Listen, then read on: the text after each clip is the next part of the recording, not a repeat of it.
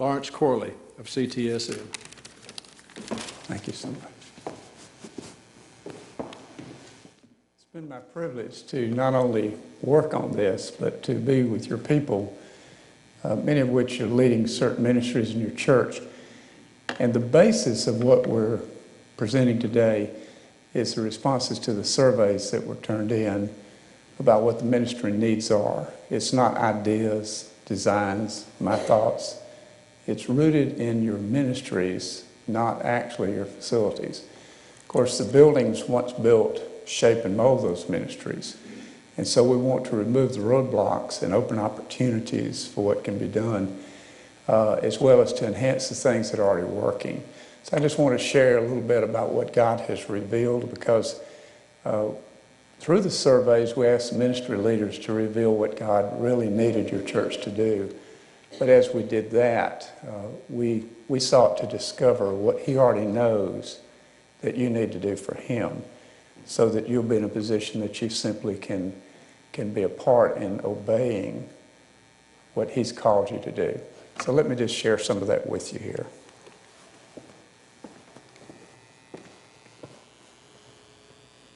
Your facilities are stunning and magnificent. They've done well for decades.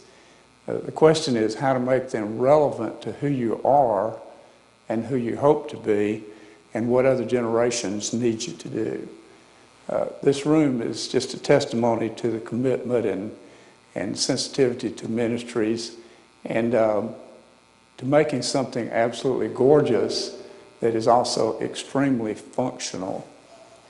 Now, you know well your buildings. You know the sanctuary building that's here, South Fifth Street, Walnut. I'm going to call this the education building. I've heard it called 3 different things. This is the Davis building, your chapel, your Family Life Center building, and then you realize the Fowler building is not there anymore, which is wonderful, I think. But there's the parking lot beyond, and here's where many of us park this morning, and here's Family Life Center parking lot. Now, you got a pretty good bit of property for a downtown church. In fact, more than many of the downtown churches that we've helped.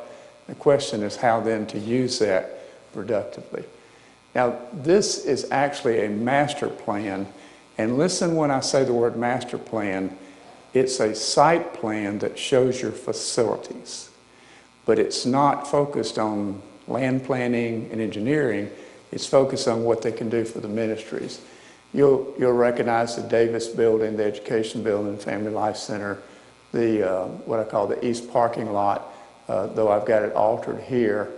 And then you'll see this yellow area is actually the hallway that many of us used this morning, and an addition right there. And that's the only addition that we're really proposing. Everything else is a renovation, modification, or development of your existing buildings.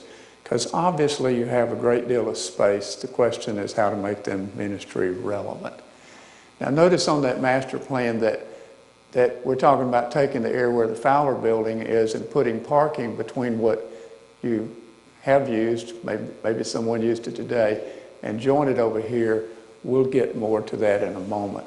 It also shows the east parking lot and shows not just the paving that's all asphalt here, it shows that developed landscape walkways right into the front door of the church, and then adding capacity should you need to develop those at any time in the future, incrementally or all at once. Now, the master plan of the buildings is really where our focus will be today, because that's really where your ministry actions are.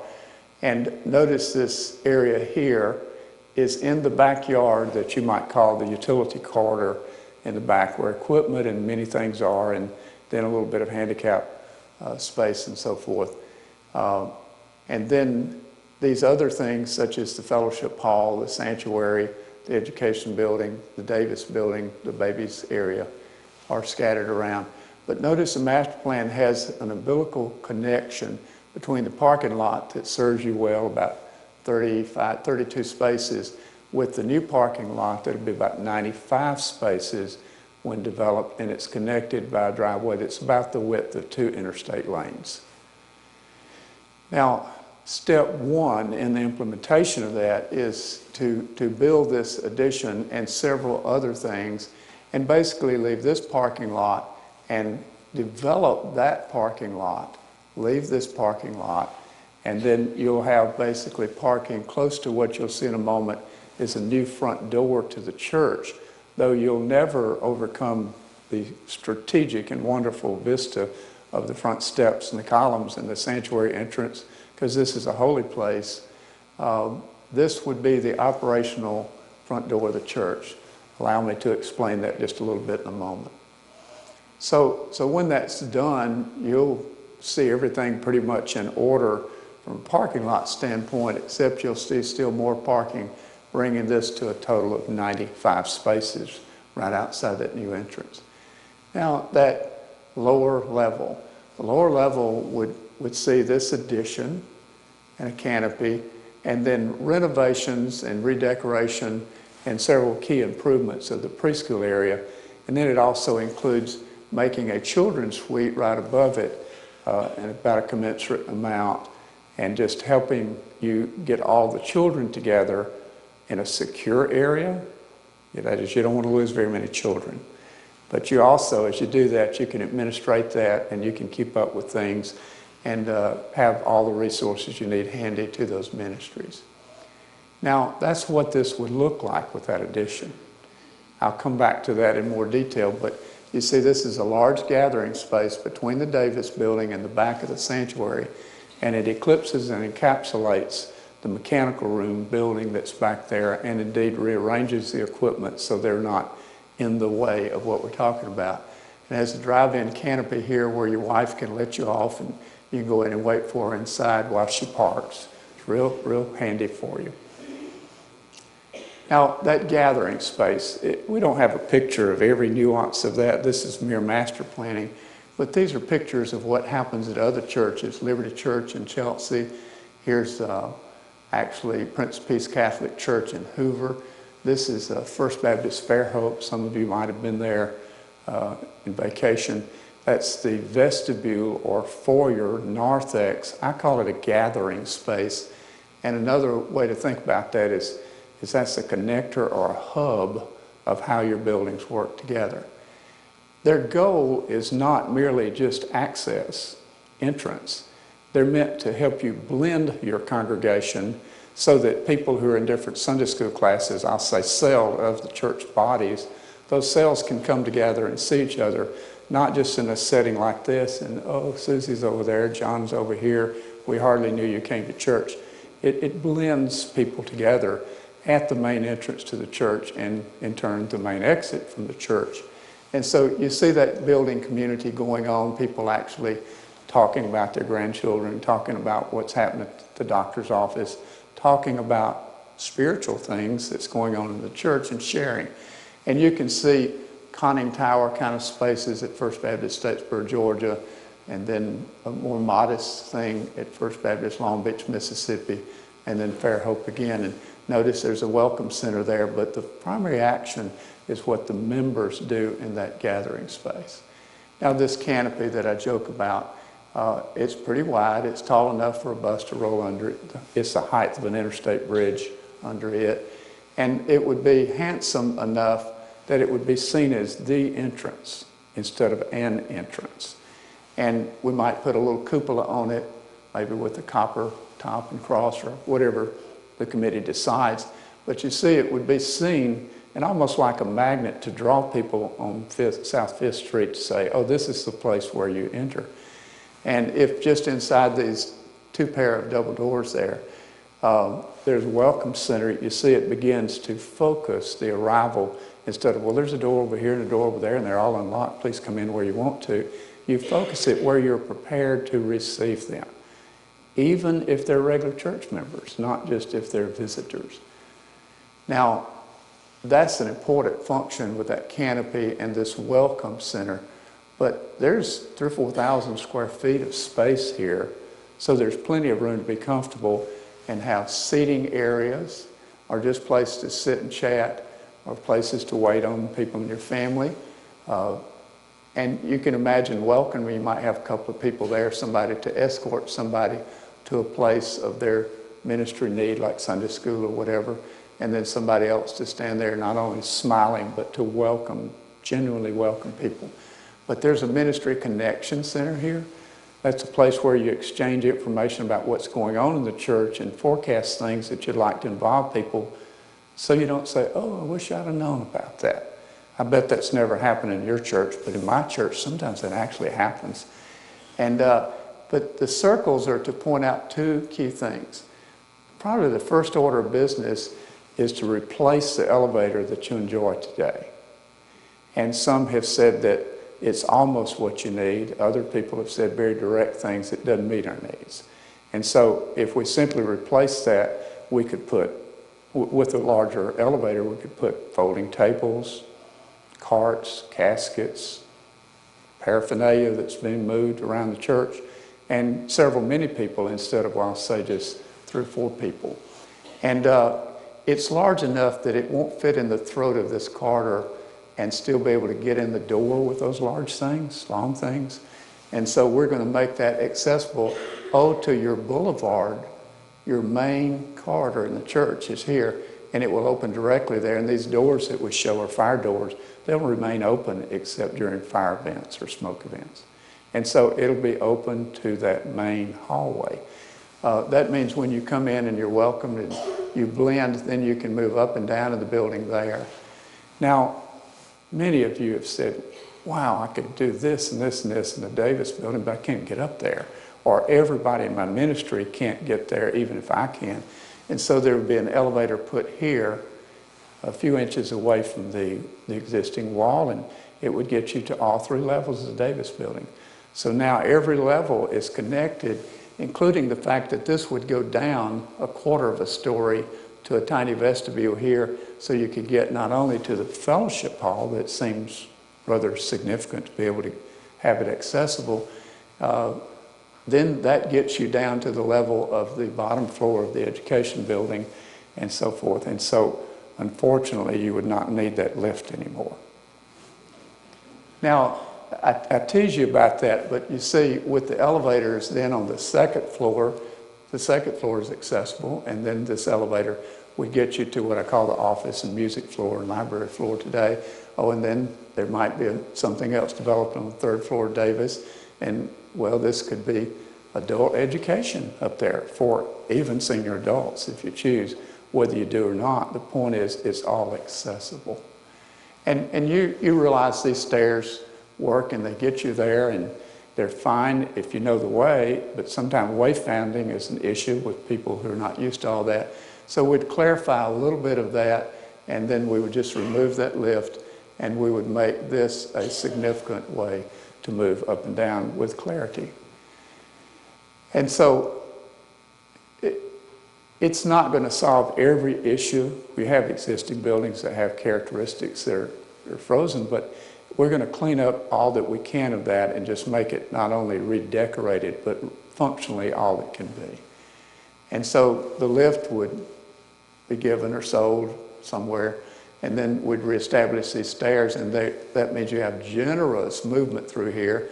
We'd put a handrail in the middle so that those who need just a little assistance would be able to go up and down in both directions without stumbling, so forth, because they are, 4 or 5 feet tall.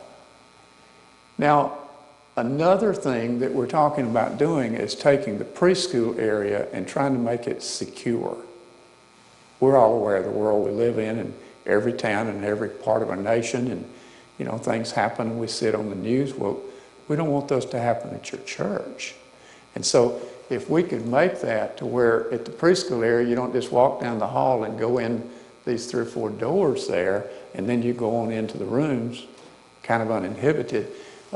If we were to put a welcome center here that's within view of that canopy and welcome center and the gathering space, and at the focal point of the hall and going to the Davis building, and it's kind of the gate, so to speak, then we put a pair of doors there, and yes, there's a toilet room there today, but we would open that, remove a couple of closets that are here, because you see how narrow this is through here today. It's almost comfortable. My wife's claustrophobic, and You know, she just doesn't feel comfortable when everything's tight and everything.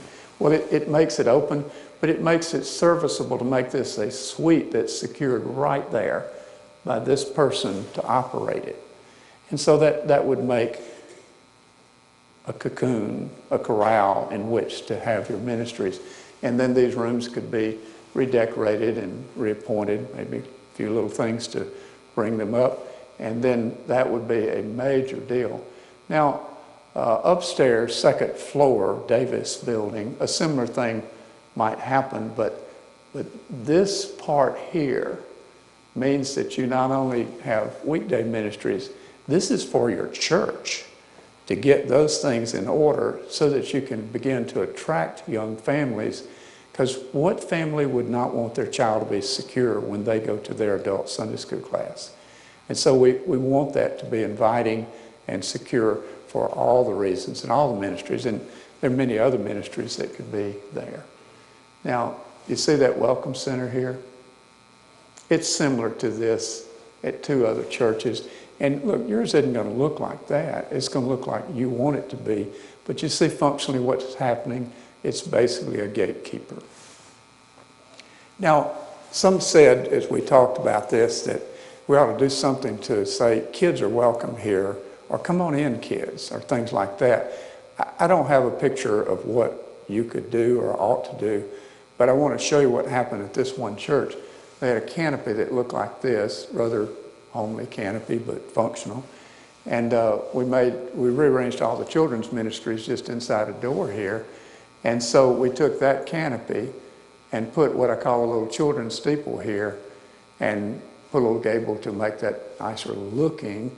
And then we put lettering like Brookwood Kids and then a symbol of the kids' ministries, a logo of the kids' ministries there, and did it with colorful things, even made a place where you could hang banners for Vacation Bible School and back to school events, and just made it where it says kids. This is the place.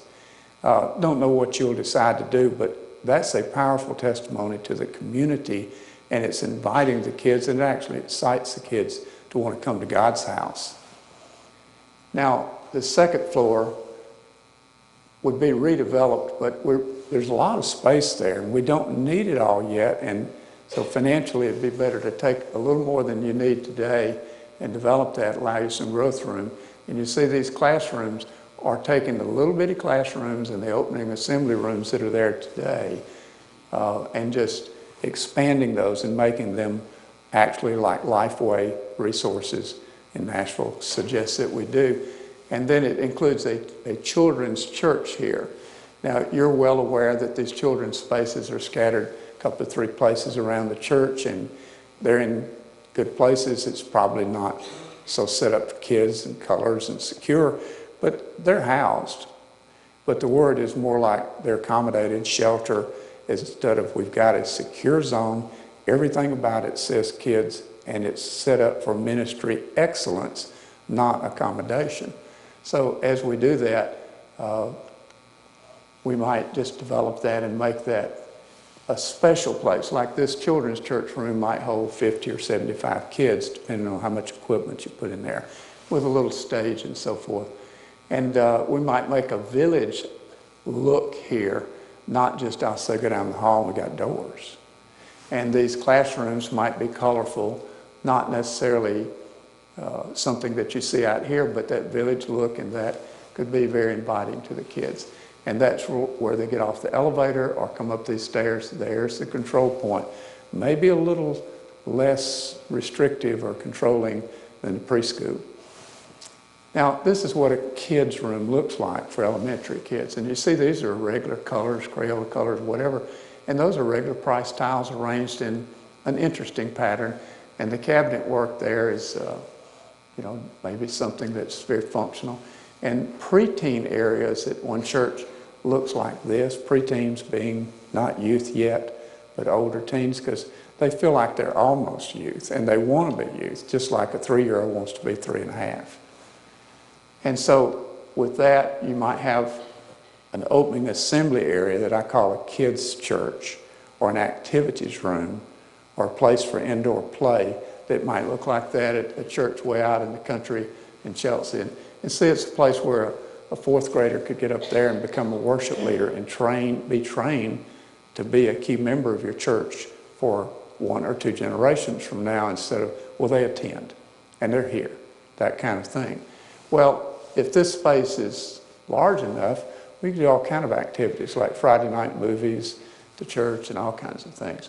Now, this is not a storage room. It's a resource room. If you put one of those in the preschool area, another in the children's area, it would be like a library or a reservoir that you draw the supplies you need. And there's rolls of papers and dies to cut out Play-Doh, and delivery system called a basket, laminators, everything's stored and neat and organized and ready for ministries, and you just check out what you need. Now, this building, we could do lots of things, but several people said, I just need a restroom close to this building, particularly one that's accessible. And so we're talking about going outside and that stair back there, and there's some floor space, and we'd take the table out, and in what might be a closet today, we'd make a little toilet chamber and just make a little half bath there. And that means when you come into the building, you have access, but you also could go backwards from the sanctuary and get to it instead of parading past the preaching and the music and so forth. And then obviously you have other restrooms around the building. Eventually you may make a restroom in the baptistry robing area, whether you do that early or not, because for obvious reasons, it's a place of accommodation for somebody who's being baptized. Now, if that's what this looks like at phase 1, that's a pretty bold change. But you noticed almost all the words I've used are ministry accommodations or ministry excellence instead of architecture or beauty. But we might want to do something for God that's beautiful, because He's worthy of that. So it's a blend of those things. Now, in a future phase, probably not phase 1, we might actually take the kitchen and make a full commercial kitchen with serving lines, with places to store operable wall panels that would make 7 classrooms that could hold 232 adults, 232 adults, with walls kind of like you see in a Sheraton or Hilton enveloping those classrooms. You don't need that now. You have plenty of space, but we could set it up that way just in case you're successful and have many adults that need to be accommodated over the years, or just a few. And there's a storage room, there's a closet to hold fellowship hall things, from salt and pepper shakers to decorations for Valentine's or for some special event in the church, and just all kinds of little features that make that kitchen and the fellowship much stronger. And the stage would be gone, and there'd be a mere platform here, and I'm sure we'd renovate these restrooms with that. Now, these are pictures of other churches, and yours won't be exactly like that. In fact, yours is pretty nice now. We would probably do more changing the functional characteristics and lighting, and give you windows that are beautiful and thermally excellent, whatever in it. But you see receptions, and then here's a wedding, Friday night rehearsal kind of thing. Those operable wall panels is what I'm saying could make classrooms. And I've done churches with 15 or 20 of those classrooms in the fellowship hall seldom do you have Wednesday night meals on Sunday morning, so it makes an education building out of that fellowship hall. Or this church, unfortunately, grew too fast, and their sanctuary was too small, and so they put 900 people in that 600-person fellowship hall for worship 3 times on Sunday. Well, they got a lot of use out of the fellowship hall. And then a commercial kitchen. Now, the 3rd floor of Davis, well, there's a lot of space up there, and some of it is used. You're aware of handbells and other such things up there now. What if we made that a youth suite, youth center, and we had there a welcoming place that became a sidewalk cafe of high-top tables, and then games, and then a lounge and a big screen TV, and then classrooms, we call them breakout rooms for youth. And then this is a theater for, I call it youth theater, where they could have assembly and things after basketball games and football games for the whole town. And if we had garage doors here, almost for the fun of it, you could spill out into here and hold a couple of hundred kids.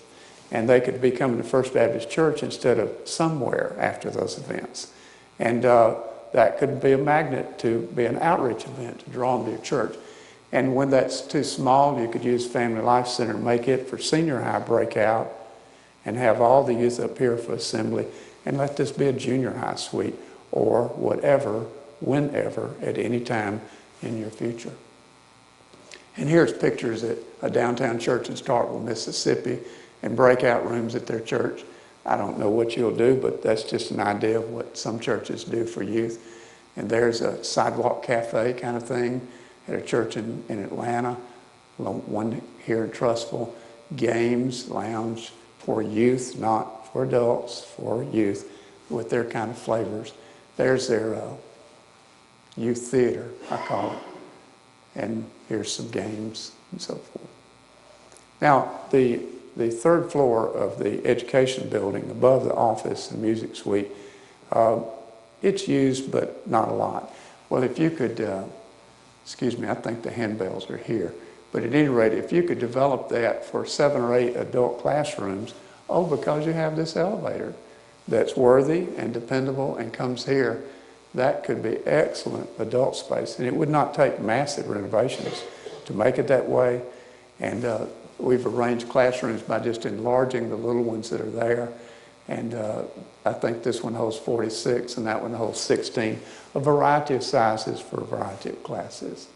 And I don't know whether they would look like this, or whether you would add features probably to be able to have video presentations for your teaching, a DVD player. I guess we're already at the electronic age, and all classrooms in all churches we've designed the last 15 years have little features like that. So you can buy this equipment when you're able to or desire to. Now, that office area that's here might be a music suite, and then this might be a church office closer to the sanctuary. And there's actually robing rooms here that are not almost big enough or whatever. They're big, where you could get 20, 30 people robing in a 4 or 5 minute period. And then you could just have enough room there that you actually have people flowing through there. There's probably enough anthem space in that music library for 2,500 anthems, and you have lots scattered in 3 places around the church. And then this is a handbell suite here, beside the music suite, beside where the ministers would be, and the support staff. About 10 different staff positions, locations could be housed there. And then a little larger choir suite than you're used to, in a much larger robing area. And this is a picture at one church of what that looked like. And then downstairs at the bottom of the education building that is now accessible by the elevator, we might eventually put the chapel. Not that we want to need another chapel, but if the preschool were to grow where there isn't enough room, the natural thing is to keep it in its same secure environment. And so you'd build a larger chapel here that has the appointments equal or better to what you have now, and maybe even a more refined look. And then a parlor that's actually equal in size, a couple of chambers or not, and then maybe library space and whatever, those things. And they'd be accessible here to the fellowship hall. They would come from the gathering space rather handily here. So you see the elevator being a part in that. All that is synergistic, putting the adults with the adults, the children in a secure environment, and children's ministries in their domain, so they have a sense of ownership and purpose.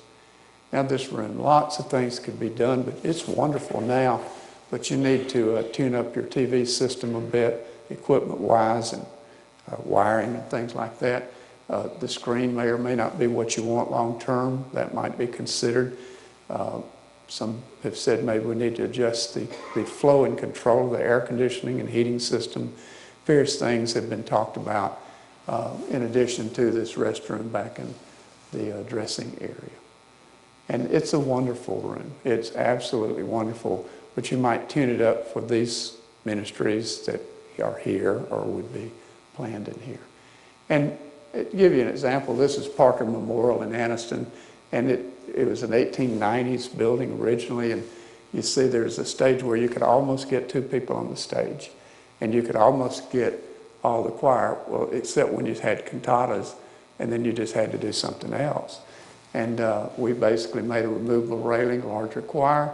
We made a pulpit that actually worked where children's choirs could be on the front here and other things. And we put rear screen projection so you wouldn't see it to be very mechanical looking, but even video screens in the 1890s historic sanctuary so that all of that just worked.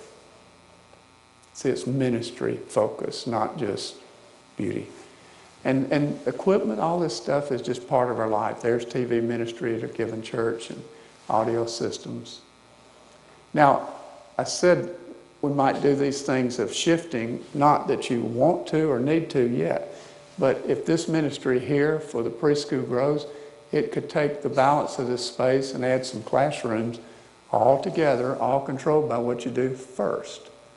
And there would be one way in, one way out. Might even be a little playground here to go out, still fenced in and back in here, so the little kids with 12-inch legs don't have to cross the driveway, and they're not out of the secure zone. They're tied to it, even on the playground. See, here's a place where Matt can change diapers between services and stuff, and all kind of things. He's rock his baby or others to sleep. Yeah, all that stuff could go on. Nurseries, nursing areas would be thought out and worked out. There's a special needs kids room. You might have a ministry like that where a 40-year-old paraplegic can be here, or a kid who has cerebral palsy that's 2 could be there and just get the things that they need. But most of these classrooms would have a lavatory that's this high in case you want to teach the 2-year-old to wash their hands, or they want to get a drink, or they have stuff in their backpack, or they have just finger paints that's got to have a place to dry, and other kids are touching mine kind of thing. And this little toilet room between the classrooms, so that toilet's 11 inches high, better than I have for my grandchildren at my house. And that lavatory is about this high, so the 2-year-old again can wash their hands. The corridors inside of a secure zone for only preschoolers might actually look like children. I didn't say that around your adult areas, but they might be something that just makes it playful, fun. And the children's church area might be with puppets and place for 4-year-old kids to learn to be worship leaders, and where you play DVDs and all kinds of things. Now, playgrounds even need to be thought out, like this would be for infants, and this would be for preschoolers, and this would be for children. And most churches have one playground. But do you put a 1-year-old on a merry-go-round except with an adult? You have to have genders of things that fit what they do. So that children's area on the 2nd floor, Davis, would be expanded, as you see here, to include a children's church room for activities, teaching, large-scale events, vacation Bible school, all kinds of things. And then when and if the youth outgrow that 3rd floor, Davis, you would convert the rooms you already enjoy to breakout rooms for senior high maybe, and even use the racquetball courts, altered or not, as you choose over time. Very little activity, but you want to think about just in case you're successful like that. So this church has senior ministries in the Family Life Center and so forth, and we're talking about blending what the youth have with all the church. So that's the kind of look that it would be, and you see multiple ministries thought out here, dining, sports, all kinds of things in that room that you have so nicely in that gymnasium there. So the first steps in the journey are to do this addition and work out the 1st and 2nd floor, part of it, not all of it. And with that addition, you'll see a dramatic change, but internally in those ministries for the children, you'll see something that actually changes the excellence of your ministries. That's what this is about. First steps in the journey, and a clear, defined vision, a target for what you're trying to do for God.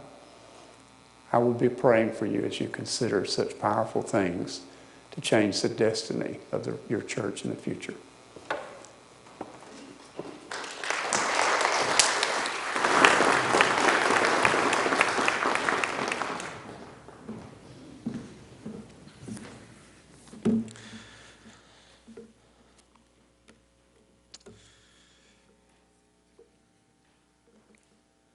Luke chapter 12, verse 48. The second half of that verse, this is what our Lord Jesus Christ says. Everyone to whom much was given, of him much will be required, and from him to whom they entrusted much, they will demand the more. Here we are at the First Baptist Church of Gadsden, and whether we realize it or not, we have been given much. God has blessed us here in tremendous ways. God has blessed us here, first and foremost, as a church with the gospel of Christ. What an amazing message that we've been given to proclaim week after week after week here at First Baptist. He's also given this church amazing amounts of influence, 150 years of influence. If you just were to just sit here and look around at the faces in this room and think of the people who are represented in this room, think of the influence that there is in the city beyond us, in this room, right now. We've been given giftedness by the Spirit. God has gifted the people in this room. God has gifted the people of this church in tremendous ways. He's given us resources. He's given us resources in unique ways as a church. Resources that other churches of our size don't have. He's given us amazing heritage. This church is over 150 years old. And for over 150 years, this church has made a gospel impact in Etowah County and beyond. When I go travel around among the Baptists in our state and beyond, people want to know how things are going at the First Baptist Church of Gadsden. People are interested in this church. There's a heritage here. It's been here for a long time. And God has also given us a beautiful facility. What I would say is one of the most beautiful church facilities I've ever seen in my life. It's a beautiful place that God's given us. And from the very first moment I stepped foot on this campus as a prospect to be the pastor here, I've thought through a lot of things about this place. And I've wondered often how many widow's mites are stacked up in the bricks that build this place. I wondered often how many sacrifices were made over the years. I've wondered often how many people were desperate to see this place the best it could be for the entire duration of this church.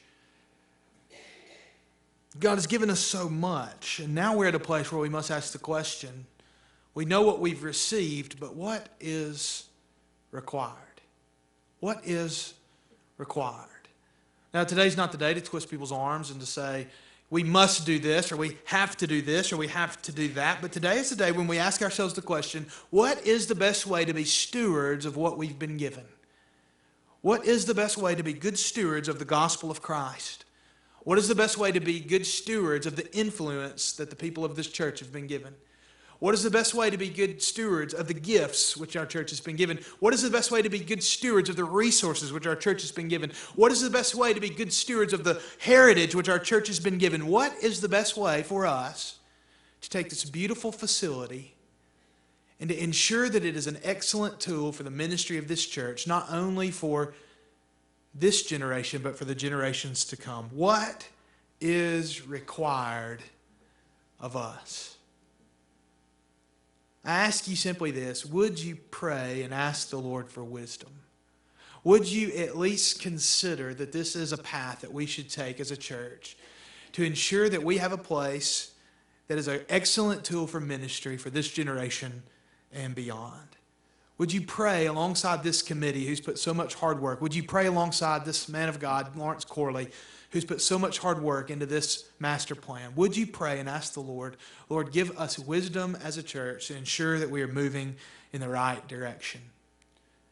As you leave today, you're going to receive a packet. There'll be packets at all the doors. I ask that you just simply pick one of those packets up. Take that. There's a letter from the master plan committee there. There are all the details, most of the details at least, that you've seen on the slideshow today, you'll find in that packet as well. Take that, read over that, pray over that. And tonight at 5:30, we will have a town hall meeting in the fellowship hall, directly below here in the fellowship hall. Lawrence will be back. And we'll be here to answer your questions, any questions you may have, any concerns you may have. As we continue to press forward into our future, we want to ensure that as we look to what it is that we've been given, that we're also asking the question, what is required? How can we be faithful to the God who's been so faithful to us? Today, during the invitation, I want to encourage you to pray. Let's take the time of invitation today to pray. Now, there are some of you here this morning who may have said, you know what, this was the morning I wanted to make a decision. I promise you that we'd be more than happy to talk with you about what it might mean for you to pray to receive Christ today. We believe the gospel, and we want to have a place here that's a beacon for the community to come and hear the gospel of Christ proclaimed at every level of our church and every facet of our church.